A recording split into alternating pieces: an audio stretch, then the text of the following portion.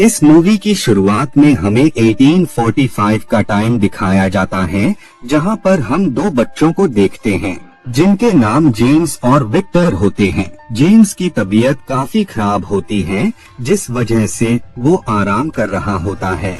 उसी दौरान ही रूम में उनके डैड एंटर होते हैं। वो अपने बेटे जेम्स को बताते हैं कि तुम हर बार अचानक ही बीमार पड़ जाते हो और बाद में खुद ब खुद ही ठीक भी हो जाते हो।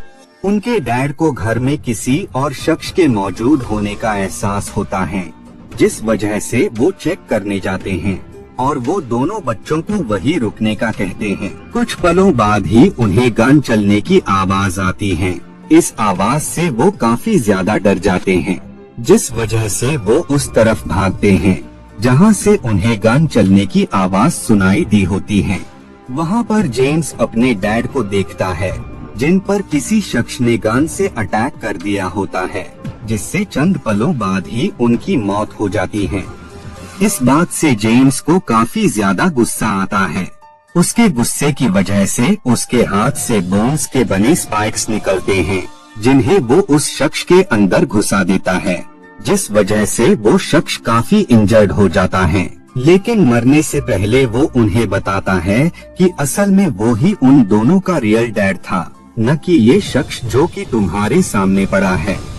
इस बात से जेम्स इतना ज्यादा शॉक हो जाता है कि अब वो वहाँ से भागने लगता है। उसी दरमियान ही विक्टर उसे पकड़ लेता है और वो उससे कहता है कि तुम मेरे बगैर ही कैसे जा सकते हो। वक्त गुजरता जाता है और टाइम के ये दोनों भाई भी बड़े हो गए होते हैं।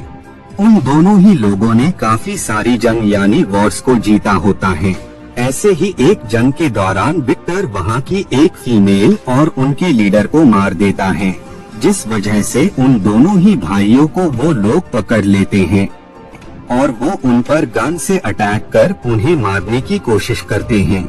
लेकिन अब क्योंकि वो दोनों ही कोई आम इंसान नहीं बल्कि म्यूटेंट होते हैं, जिस वजह से उन दोनों पर बुलेट्स का कोई भी असर नहीं होता है, जिस वजह से वो लोग उन्हें प्रिजन में बंद कर देते हैं। प्रिजन में उन दोनों से मिलने विलियम आता है।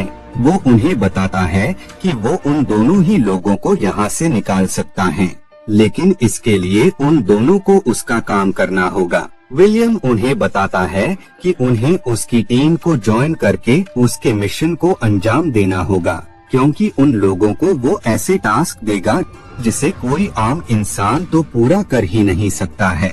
उसकी बात पर वो दोनों ही अग्री हो जाते हैं। नेक्स्ट डे हम कुछ लोगों को देखते हैं जो कि असल में सारे ही लोग म्यूटेंट्स होते हैं। उनकी इस टीम का नाम एक्स-मैन टीम होता है। वो सब एक ऐसे शख्स के पास आते हैं जो कि डायमंड्स का सेलर होता है। उनके वहाँ आते ही वो लोग उन पर अटैक कर देते हैं, लेकिन एक्स-मैन टीम में ऐसे लोग मौजूद होते हैं जो कि बेहद ही ताकतवर थे, जिस वजह से वो चंद पलों में सबको मार देते हैं। बाद में वो उस सेलर के पास जाते हैं। वो शख्स उन्हें देखकर काफी ज्यादा डर जाता है और वो उनसे कहता है कि उन लोगों को जो कुछ भी चाहिए वो यहाँ से ले जा सकते हैं। तभी वहाँ पर विलियम आ जाता है और वो उस शख्स से उस कीमती पत्थर को हासिल कर लेता है। विलियम उससे सवालात करता है कि उसे ये स्टोन कहाँ पर मिला, जिस पर वो शख्स उसे बताता है कि उसे इस स्टोन के बारे में ज्यादा कुछ तो नहीं पता है, लेकिन उसे ये स्टोन एक विलेज के पास से बरामद हुआ था। अब क्योंकि उसके पास ज्यादा इंफॉर्मेशन नहीं होती है, जिस वजह से एक्स-मैन टीम से उन सब लोगों को मारने का कहता है। लेकिन लोगन को ये बात बिल्कुल भी पसंद नहीं आती है, क्योंकि उसका मानना था कि उसे अपनी इन पावर्स का गलत इस्तेमाल नहीं करना चाहिए और न ही अपने फायदे के लिए किसी मासूम शख्स की जान लेनी चाहिए। लेकिन लोगन की इस बात पर कोई भी गौर नहीं करता है, जिस वजह से लोगन एक्स-मैन टीम को छोड़कर वहां से निकल जाता है। सीन चेंज हो जाता है और अब हमें 6 साल बाद का टाइम दिखाया जाता है। हम लोगन को देखते हैं जो कि कायला के साथ रह रहा होता है। लोगन एक्स-मैन टीम को छोड़ने के बाद वो जंगलों में जाकर लकड़ियां ही काटा करता था। वही कायला स्कूल में टीचर होती है। लोगन जब अपना काम कर रहा होता है तो उसी दरमियान ही विलियम वहाँ पर आ जाता है, जो उसे बताता है कि तुम्हारे टीम को छोड़ने के बाद विक्टर पूरी तरह से बौखला गया है और वो फिजूल ही लोगों पर हमला कर रहा है। इसीलिए हम चाहते हैं कि तुम उसे डिफीट करने में हमारी हेल्प करो। लेकिन लोगन उनकी हेल्प करने के लिए इनकार कर देता है और वो वहाँ से निकल जाता है। लोगन जब वुड्स को काट रहा होता है तो उसे वहाँ पर अजीब सी स्मेल आने लगती है। इसके साथ ही उसे वहाँ पर नाखूनों के निशान मिलते हैं। इस बात से लोगन काफी ज्यादा घबरा जाता है, क्योंकि उसे फील हो गया होता है कि ये असल में कोई और नहीं बल्कि उसका भाई विक्टर है, कि अब काफी बुरा बन गया है। इसी वजह से लोगन को कायला की फिक्र होने लगती है कि कहीं विक्टर कायला को कोई नुकसान न पहुंचा दे। लेकिन जब तक वो कायला के पास पहुंचता है तब तक काफी देर हो गई होती है, क्योंकि विक्टर ने कायला को मार डाला होता है। इस बात से लोगन को काफी गुस्सा आता है और वो उससे रिवेंज लेने का डिसाइड करता है। जिसके बाद लोगन उस प्लेस पर जाता है जहाँ पर विक्टर मौजूद होता है। लोगन विक्टर को देखते ही उस पर अटैक कर देता है, जिस वजह से उन लोगों के दरमियान फाइट स्टार्ट हो जाती है। दोनों ही लोग एक दूसरे पर काफी ज्यादा अटैक्स कर रहे होते हैं, लेकिन विक्टर लोगन से काफी ज्यादा पावरफुल होता है, जिस वजह से लोगन काफी ज्यादा इंजर्ड हो जाता है और वो इस फाइट में हार जाता है।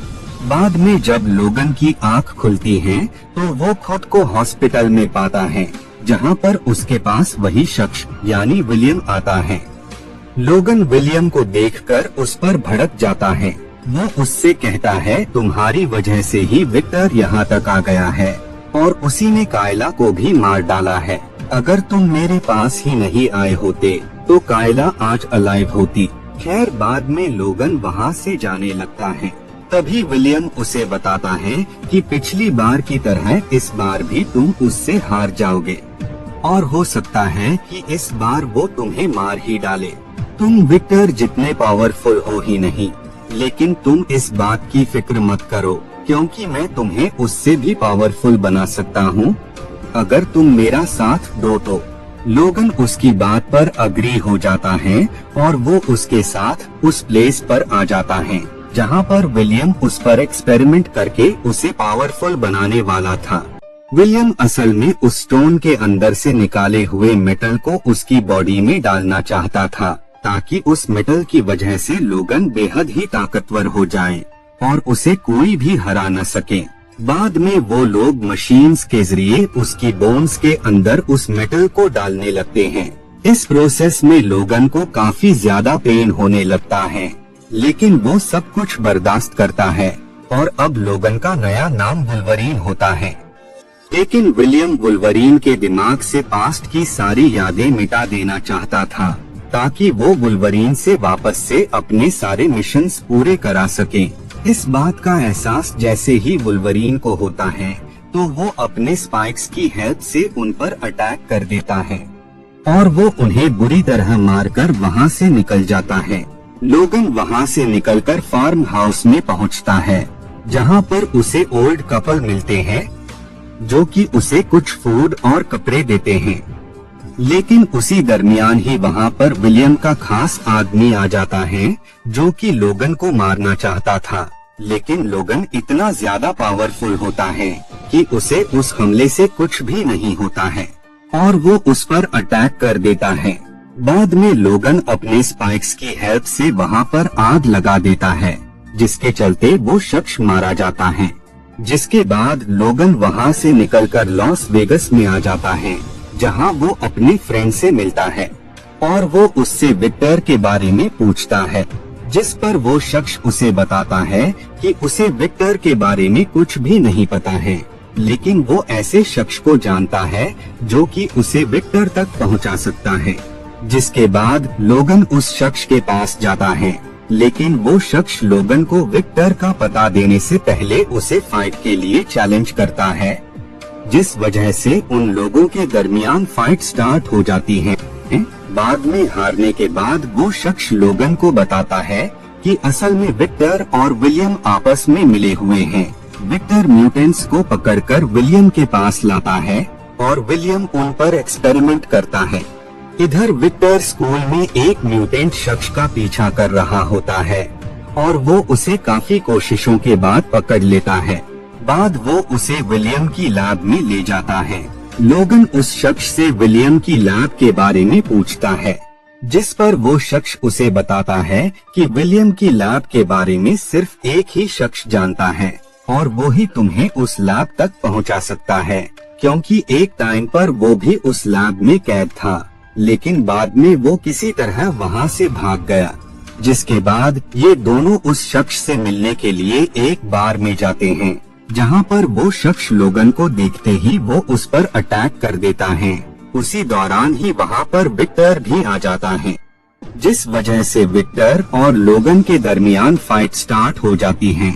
वो दोनों ही एक दूसरे पर काफी ज्यादा अटैक्स कर रहे होते हैं। उसी दौरान ही फाइट वो कार्ड वाला आदमी भी आ जाता है, जो कि लोगन पर अटैक कर देता है। इधर सही मौका देखकर विक्टर वहां से निकल जाता है। इधर लोगन और उस शख्स के दरमियान फाइट स्टार्ट हो जाती है।